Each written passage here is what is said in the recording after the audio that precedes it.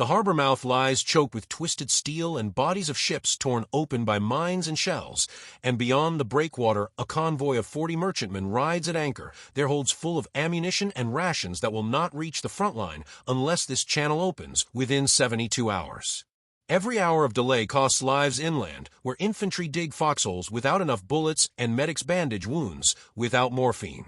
You are about to witness how men in canvas suits and copper helmets fought a war beneath the surface, communicating through nothing but tugs on a rope and hand signals no one above could see, lifting wrecks that weighed hundreds of tons with gear that belonged in a shipyard, not a combat zone. If you want to see how the invisible work of salvage divers kept the Allied war machine moving, hit that subscribe button now, because this story doesn't wait, and neither did they. The diesel engines of the Salvage tug rumble through the hull plates as the team gathers on deck, and the smell of burnt oil mixes with the salt spray that slaps across the gunnels. The dive supervisor, a chief petty officer with hands scarred white from 1,000 rope burns, briefs the crew while a young tender coils air hose in careful loops that will not kink under pressure. The objective is a British freighter bombed 3 weeks prior during a Luftwaffe raid on Cherbourg, now lying on her side across the main channel with her funnel just breaking the surface at low tide. The Admiralty wants her shifted 20 meters to starboard or cut apart where she lies,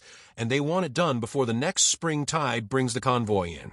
The supervisor taps a chart and traces the line of the wreck with one finger, his voice flat and matter-of-fact, explaining that the forward hold is flooded, the engine room likely collapsed, and the cargo is 800 tons of bagged cement that has turned to concrete inside the hull. 2 divers will go down in rotation, one to survey and mark lifting points, the other to rig the heavy lift slings and shackles that will transfer the load to a floating sheer leg barge anchored 50 meters off the wreck. Communication will be by rope signals and nothing else, because radio does not penetrate seawater and voice communication gear is too fragile for the kind of work that involves crawling through jagged bulkheads with a cutting torch strapped to your back. The first diver, a Scotsman named MacLeod who learned his trade on North Sea fishing trawlers before the war, steps into the canvas suit and the tender buckles each strap with the care of a man rigging a parachute. The copper helmet goes on last, its faceplate fogging instantly from his breath, and the tender wraps the crown with a knuckle to check the seal before opening the air valve.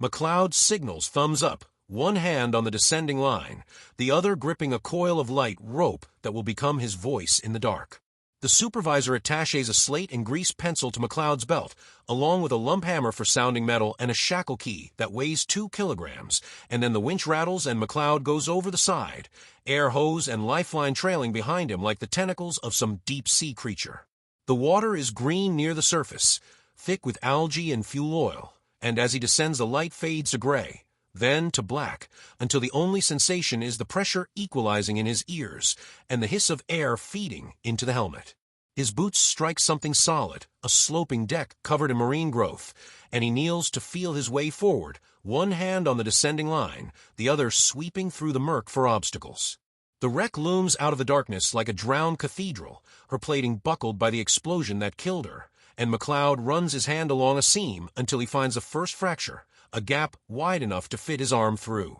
He tugs the lifeline twice, the signal for "I am on the wreck," and the tender above feels the vibration through 50 meters of hemp and responds with 2 tugs back, confirming the message. MacLeod moves aft, counting paces, sounding the hull with the hammer to locate voids and solid structure, and when he reaches the midship section, he finds what he is looking for, a frame strong enough to bear a lifting sling, undamaged by the blast, positioned where the ship's center of gravity will allow her to rotate if pulled from this angle. He signals 3 tugs, send down the marker buoy, and waits in the black silence while the tender ties a buoy line to small float and lowers it hand over hand. MacLeod catches the line, ties it to the frame with a clove hitch, and gives 3 tugs again to signal secure.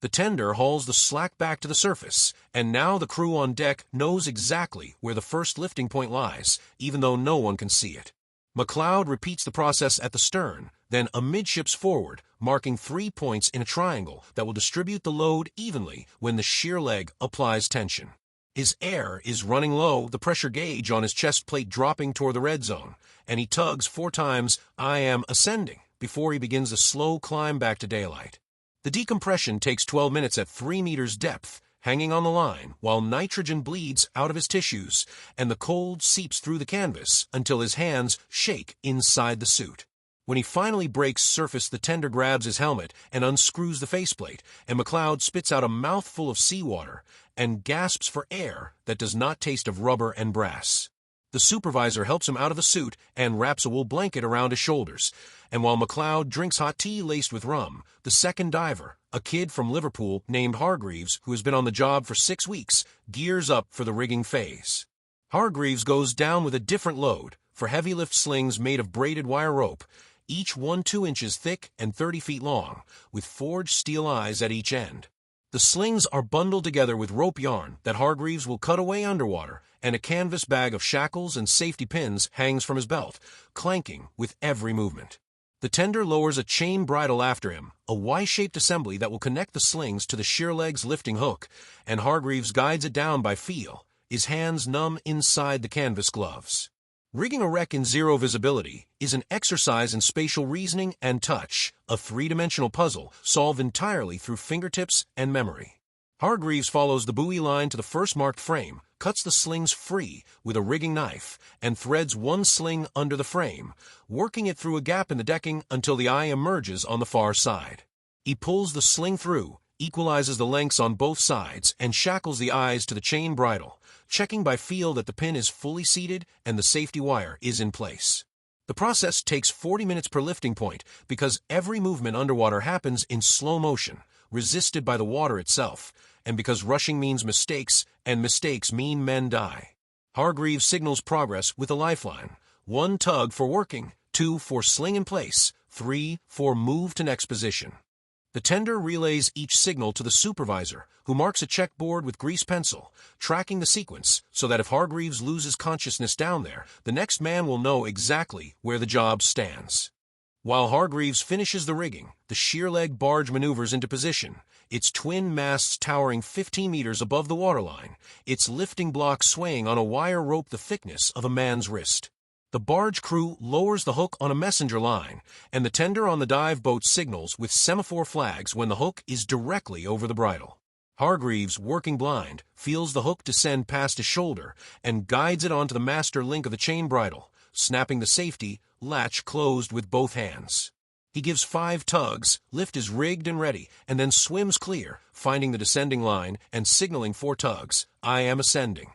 The sheer leg operator, a warrant officer who has lifted everything from locomotives to gun turrets during 20 years in the Royal Navy, takes in the slack with the steam winch, 1 turn at a time, until the wire rope sings with tension. The dive supervisor watches through binoculars as the wire straightens, and he raises 1 arm, the signal to apply test load. The winch drums growl, and the barge heels slightly as the wreck resists, her plating groaning under stress transmitted through the slings. The supervisor listens, counting seconds, waiting for the sound that means failure, the crack of a shackle, the rip of tearing canvas, the whip crack of a parting wire. Nothing breaks. He drops his arm, and the operator holds the load, and for the first time in 3 weeks the freighter shifts on the bottom, her stern lifting 2 feet before settling again into the silt. They work through the afternoon, Parr buckling the wreck 1 degree at a time, lifting and lowering in rhythm with the tide to prevent shock loading. Between lifts, the divers go down to adjust slings that have slipped or cut away structure that binds the hull to the seabed,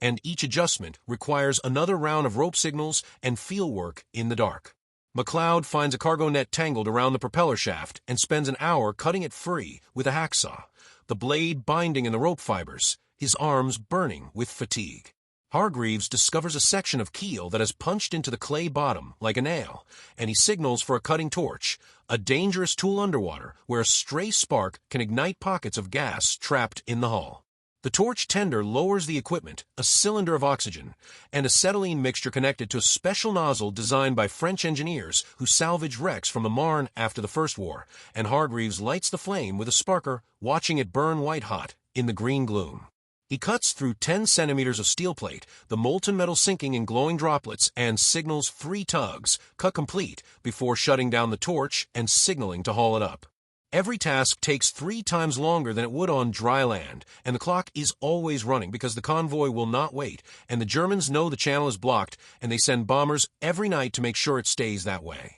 By evening the wreck has rotated 40 degrees, her hull rising out of the silt, and the channel is just wide enough for a minesweeper to pass in single file. The supervisor orders one more lift, the final push to clear the navigable width, and McLeod goes down for the 6th time that day, his legs weak from decompression sickness that has not yet announced itself with symptoms. He checks each sling in sequence, running his hand along the wire to feel for broken strands, and finds one sling abraded where it has been sawing against a sharp edge of hull plate. He signals one tug, stop, and the shear leg operator freezes, holding the load steady while McLeod threads a protective pad between the sling and the plate, a scrap of canvas wrapped around a block of wood. 5 tugs continue, and the lift resumes, the wreck groaning and shifting as she rolls further onto her side. McLeod swims clear, heading for the descending line, and that is when the torpedo hits. The explosion originates 200 meters astern, a German E-boat that slipped through the picket line at dusk, and the shockwave travels through the water faster than sound through air, slamming into McLeod like a train. His helmet rings like a bell, his ears scream with pain, and the air pressure inside the suit spikes as the hose ruptures somewhere between him and the surface. He is sinking, the weight belt dragging him down, and he scrabbles for the quick-release buckle with hands that will not obey his brain. The lifeline goes taut, and he feels himself being hauled upward, the tender, above-hauling hand over hand without orders, driven by instinct that says get him out now. McLeod breaks surface into chaos, the dive boat heeling as the crew scrambles to cut the anchor line, and there are flames on the water where the E-boat's torpedo struck a fuel barge. The tender drags McLeod onto the deck and tears the helmet off, and McLeod vomits seawater and blood, his lungs bruised by the pressure wave. The supervisor orders all divers up, all gear secured, and the tug's engines roar as they withdraw from the wreck site, leaving the sheer leg barge to fend for itself. The E-boat makes one more pass, stitching the water with machine gun fire, and then it is gone into the darkness, and the only sound is the crackle of burning diesel and McLeod coughing on the deck. They return at dawn with a new dive boat and fresh gear, and the convoy is still waiting, 40 ships burning fuel oil they cannot replace, and the wreck is still blocking 70% of the channel. The supervisor looks at McLeod, who can barely stand, and then at Hargreaves, who is 19 years old and terrified, and he says they are going back down, both of them, one more lift to finish the job. McLeod nods, says nothing, and Hargreaves helps him into the suit with shaking hands. This time they rig an emergency recall signal, a pneumatic horn attached to the air hose that the tender can activate with a lever. One blast meaning surface immediately, and they pray they will not need it. McLeod descends with a new lifeline, a backup tender stationed at the rail to haul if the first one is hit, and he reaches the wreck to find that last night's explosion shifted everything. One sling has parted, its wire rope unraveled like a broken string, and the chain bridle is twisted, putting uneven load on the remaining slings. He signals one tug, problem, and works methodically to assess the damage, knowing that if he makes a mistake now, the whole rigging will collapse and the wreck will crash back onto the bottom, and they will start over from zero. He uses the lump hammer to sound the hull, listening through the water for the tone that means solid structure, and he finds a new frame 10 meters forward that can take the load. He signals 3 tugs, send down replacement sling, and waits in the cold dark while the tender prepares the gear above. 30 minutes pass. The sling arrives, lowered on a rope, and McLeod threads it through a tangle of ventilators and davits, his hands cramping inside the gloves. He shackles it to the bridle, double-checks the pin, and signals 5 tugs, lift is rigged.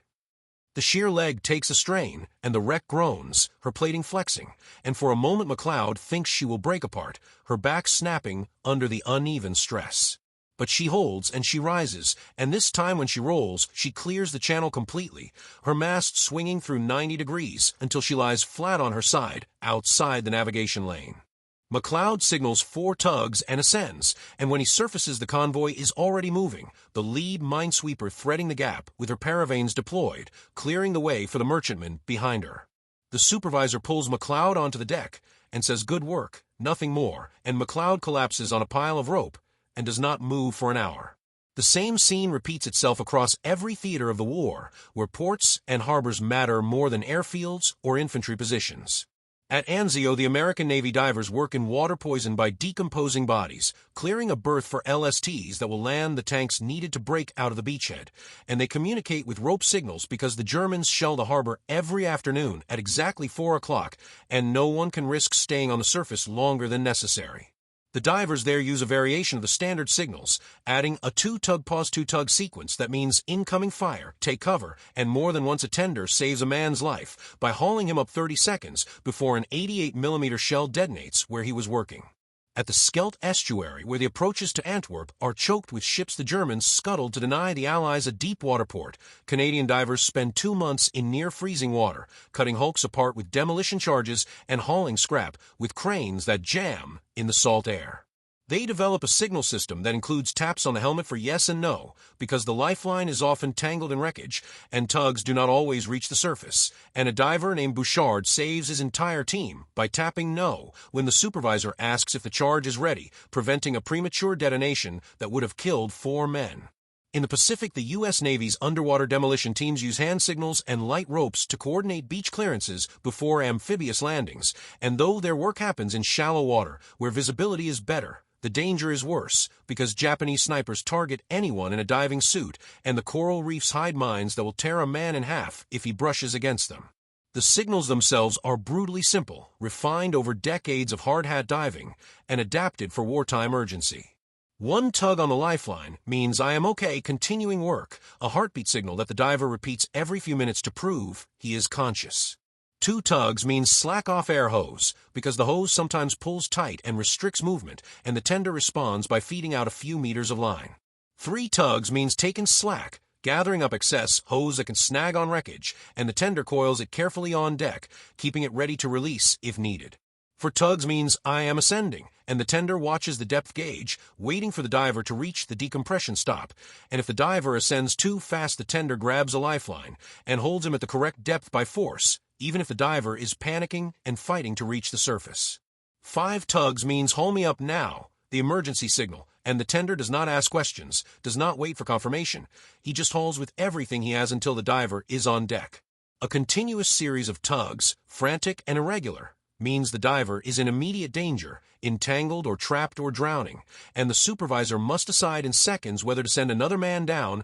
or cut the line and abandon him. It is a language of survival, spoken through hemp and wire, and it works because both ends of the rope trust each other absolutely. The tender's job requires a different kind of skill, a sensitivity to vibration and rhythm that some men possess naturally and others never learn. A good tender can distinguish between a deliberate tug and the random pull of current against the line, can feel the difference between a diver swimming and a diver being dragged by the tide. He monitors the air pressure gauge with one hand and the lifeline with the other, counting the minutes since the diver submerged, calculating air consumption and decompression obligations in his head. He watches the bubbles breaking the surface, reading their pattern for signs of distress, a sudden burst indicating a struggle, a trickle meaning the diver is nearly out of air. When the shear leg applies tension to the lifting gear, the tender must distinguish between load-related vibrations in the lifeline and signals from the diver, and if he mistakes one for the other, men die.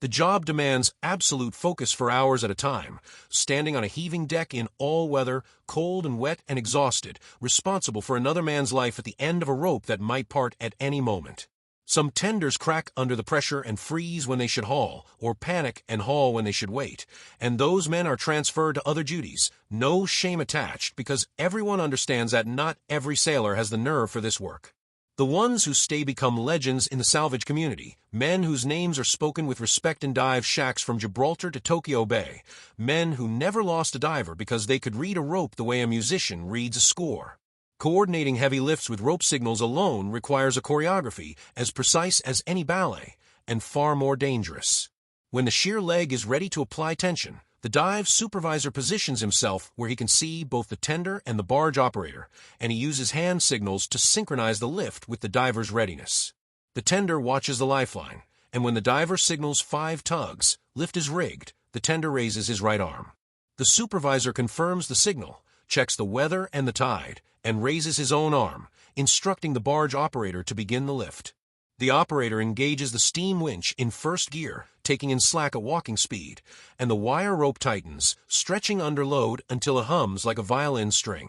The tender feels the lifeline go slack as the diver swims clear, and he signals thumbs up to the supervisor, confirming the diver is safe. The supervisor chops his arm downward, and the operator increases power, the winch drums accelerating, and the wreck begins to move. If the diver senses something wrong, a sling slipping, a frame bending, a bulkhead about to collapse, he signals one tug, stop, and the tender immediately signals the supervisor, who signals the operator, who hits the brake. The entire chain of command reacts in under 2 seconds because if the load shifts wrong, it can crush a diver against the seabed or trap him under a falling section of hull. The system works because every man in the chain is watching his opposite number and no one ever ignores a signal, no matter how inconvenient or expensive the delay. The technical challenges of underwater rigging go far beyond simply attaching slings to a wreck. The diver must assess the wreck's structural integrity by feel, determining which frames are strong enough to bear load and which will crumple under tension.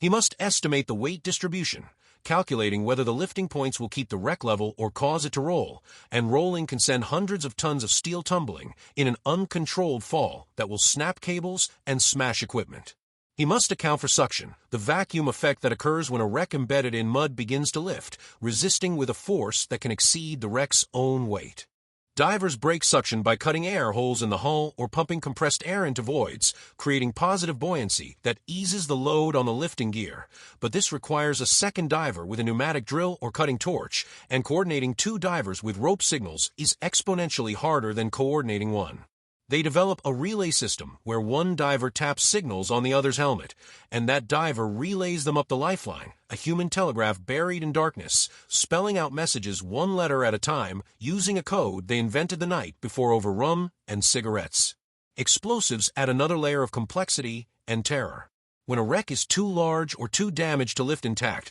the divers cut it apart with shaped charges, small demolition packs that blow inward and sever steel plate without sending shrapnel in all directions. The diver attaches the charges with magnets or wires, stringing primacord between them to ensure they detonate simultaneously, and then he swims a safe distance away, except there is no safe distance underwater, where the shockwave propagates with lethal efficiency. The signal for charges set is 6 tugs, and the tender relays this to the supervisor, who orders all boats clear and blows a klaxon to warn nearby vessels. The diver must surface before the blast, but if he ascends too quickly, he will get the bends, and if he stays down too long, the charges will detonate while he is still in the water, and either way he is gambling with his life. Some divers carry a backup fuse with a longer delay, a mechanical timer that gives them an extra minute if they need it, and some divers refuse to use timers at all, preferring to light a safety fuse and trust their ability to estimate burn time by eye. The bravest or most reckless divers use electrical detonators with a surface switch, staying down until the last possible moment to ensure the charges are positioned correctly, and they ascend counting seconds in their heads, trusting the tender to haul them up the last 10 meters in time. These men are either awarded medals or buried at sea, and sometimes both. The human cost of this work is written in scars and missing fingers and men who cough blood for the rest of their lives. Diving diseases are poorly understood in the 1940s, and treatment consists of rest and hope, and sometimes a crude recompression chamber improvised from a boiler tank. Men develop nitrogen narcosis at depth, their minds slowing and distorting until they make decisions that make sense underwater but would be obviously suicidal on the surface. A diver named Grant, working at 60 feet off the coast of Sicily, becomes convinced that he can breathe water if he removes his helmet, and only the tender's quick haul saves him from drowning in his own suit. Decompression sickness cripples men slowly, joint pain that starts as a dull ache and escalates to agony, paralysis creeping up from the legs as nitrogen bubbles lodge in the spinal cord. The Navy doctors try everything: oxygen therapy, aspirin, even bloodletting in one desperate case, but mostly they wait and watch and fill out the paperwork for medical discharge. Some divers ignore the symptoms and keep working, dosing themselves with whiskey to numb the pain, and they are underwater when their hearts stop or their lungs collapse, and the tender hauls up a body that is still warm. The salvage companies replace these men with new recruits, boys from fishing villages and shipyards who sign up for triple pay and a chance to do something important, and within 6 months half of them are dead or broken, and the survivors become the next generation of veterans, training the next wave of recruits who will replace them in turn. Yet for every horror story there is a moment of triumph, a success wrested from chaos by sheer bloody-minded determination. At Cherbourg, after MacLeod and his team clear the main channel,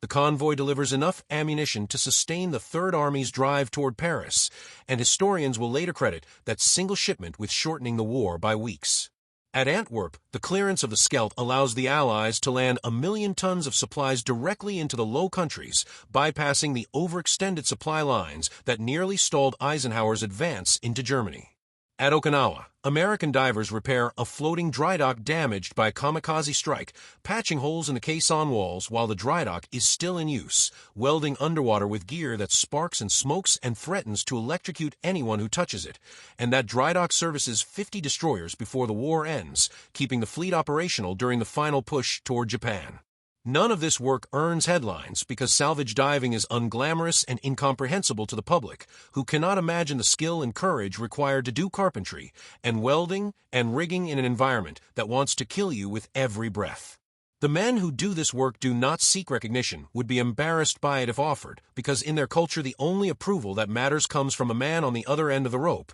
and as long as he keeps hauling when you signal, you know he respects you, and that is enough. The tools and techniques of wartime salvage diving are a patchwork of improvisation and ingenuity, gear designed for one purpose and adapted to another through necessity and desperation. The standard diving suit is a British-made canvas rig with a copper helmet and lead-weighted boots, designed for depths up to 40 meters and durations of 6 hours, but in practice the suits are used far beyond their limits, patched with bicycle tire rubber and waterproof with tar when the seams leak. The air pumps are hand-cranked or diesel-driven, temperamental machines that require constant adjustment to maintain pressure, and if the pump fails, the diver has about 90 seconds to reach the surface before his air runs out. Some crews carry a backup pump, a smaller hand-crank unit that 2 men can operate in relays, and some crews do not, gambling that the main pump will hold, and when they lose that gamble, the tender cuts the lifeline and the hose and leaves the diver's body on the bottom, because there is no time to recover it, and the mission cannot stop for the dead.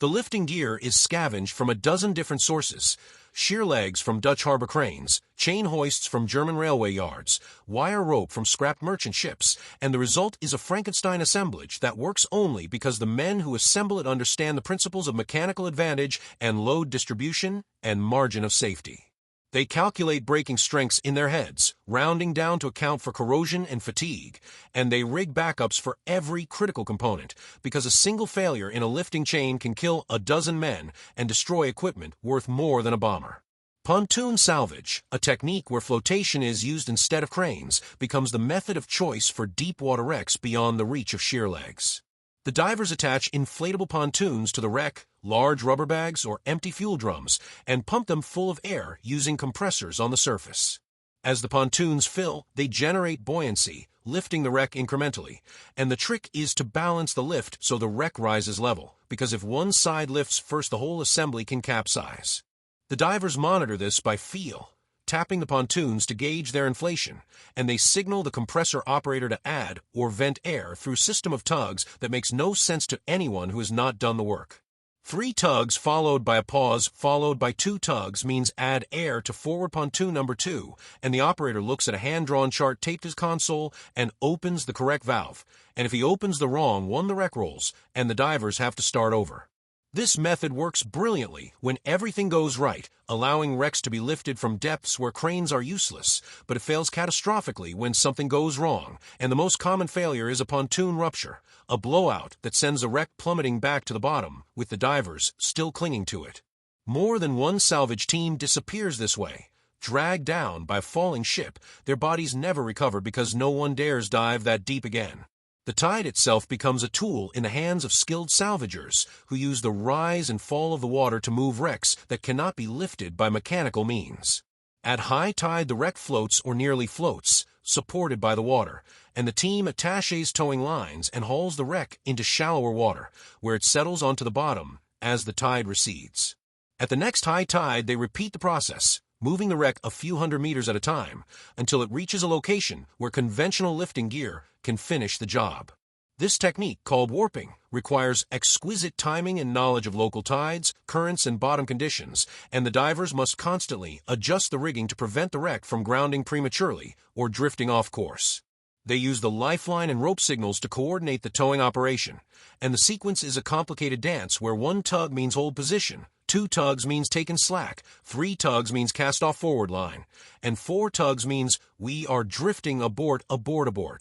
The margin for error is measured in minutes, because once the tide turns the window closes, and they must wait another 12 hours for the next attempt, and every delay costs time the convoy does not have. Cutting wrecks apart underwater is a skill that blends engineering and demolition, requiring the diver to visualize the wreck structure and plan a sequence of cuts that will sever it into manageable sections without causing a collapse. The cutting torch operates on a mixture of oxygen and gasoline or kerosene, burning at temperatures high enough to melt steel plate, and the diver must position himself carefully to avoid the shower of molten metal that falls from each cut. He works from the top down, cutting through decks and bulkheads in a pattern that relieves stress gradually, and he signals after each cut with 3 tugs, cut complete, so the supervisor can update the plan. Sometimes a cut releases stored energy in the hull, a frame that was under tension from the wreck's distorted shape, and it whips free with enough force to decapitate a man. The diver learns to read the metal, listening to its tone when struck with a hammer, feeling its vibration through his gloves, and he develops an instinct for when a structure is about to fail. He signals 1 tug, problem, and waits for instructions, and sometimes the supervisor tells him to proceed anyway, because the mission timeline allows no delays, and the diver makes the cut knowing it might kill him, and usually does not, but sometimes it does. Night diving is avoided whenever possible, because the darkness above water compounds the darkness below, making rope signals the only link between diver and surface, and if the lifeline parts, there is no way to find the diver again. But the tactical situation sometimes demands night work, particularly when enemy observation makes daylight operations suicidal, and the divers descend into blackness that is absolute, navigating by compass and dead reckoning, trailing a rope behind them like Theseus in the labyrinth. The tender cannot see the diver, cannot watch the bubbles or track his position, and must rely entirely on the signals through the lifeline to know what is happening below. The diver works by touch, his hands feeling along the wreck, and he uses a waterproof flashlight with a red filter to preserve night vision, but the light barely penetrates an arm's length through the murk, and mostly he works blind, trusting his memory and his hands. The psychological strain of night diving is immense, the isolation and disorientation driving some men to panic, and the tender must be ready to haul them up without hesitation, because a panicked diver will swim in the wrong direction, exhaust his air, and die unless physically restrained. The ones who succeed at night diving are those who can silence their fear, who can work methodically in total darkness while their mind screams at them to flee. And these men are the elite among the elite, the ones who get assigned to the worst jobs because everyone knows they will not break. The final push to open a channel is always the hardest because exhaustion and stress accumulate over weeks of brutal work, and mistakes happen when men are too tired to think clearly. McLeod, recovering from a torpedo blast, develops a tremor in his hands that worsens every time he goes down, and the supervisor knows he should be pulled from duty, but there is no one else with McLeod's experience, and the convoy cannot wait. McLeod dives anyway, gripping the descending line with shaking hands, and he completes the job, but it costs him something irretrievable, some reserve of strength that does not regenerate. Hargreaves, the kid from Liverpool, watches McLeod surface after the final dive, and he sees a man who has aged 10 years in 10 days, and he wonders if that will be him in a few months, and he already knows the answer. The convoy passes through the cleared channel, 40 ships sailing in single file, their wakes washing over the dive boat where the crew sits in exhausted silence, and not one sailor on those ships knows the names of the men who made their passage possible, and that is fine, because the divers do not do this work for recognition. They do it because it must be done, and they are the ones who know how, and if they do not do it, no one will. The techniques and signals developed during these operations become the foundation of modern commercial and military diving, refined and expanded but still recognizable in the rope signal systems used today. The men who survive the war carry their skills into peacetime salvage companies, teaching the next generation, and those students teach the next, and the lineage continues unbroken. The rope remains the diver's voice, tugs, and pulls conveying information that no radio can match for reliability and simplicity, and in environments where electronics fail and visibility is zero, the old ways are still the best ways. The survivors do not speak much about the war, and when they do, they talk about the work, not the fear, describing technical problems and engineering solutions with the detachment of mechanics discussing an engine. But sometimes late at night in a bar near a harbor, you can get one of them drunk enough to talk about the men who did not come back, the divers whose lifelines parted or whose air ran out, or who simply disappeared into the dark and were never found. And then you see the weight they carry, the names they remember, the debt they feel to the dead who made the living possible. If you have made it this far, you have witnessed a side of the war that history books rarely mention, the unglamorous and essential work of men who fought battles without firing a shot, who won victories measured in meters of cleared channel and tons of lifted steel. These men did not ask for glory, and they did not receive it, but they kept the lifeline open, literally and figuratively, and the war could not have been won without them. If their story resonates with you, if you want to see more forgotten chapters of history brought to light, make sure you are subscribed to this channel, because there are 100 more stories like this one, waiting to be told, and every subscription tells us that you care about preserving the memory of those who served in silence. The divers tugged the rope, and the rope held, and the world kept turning, and that is the only memorial they ever wanted.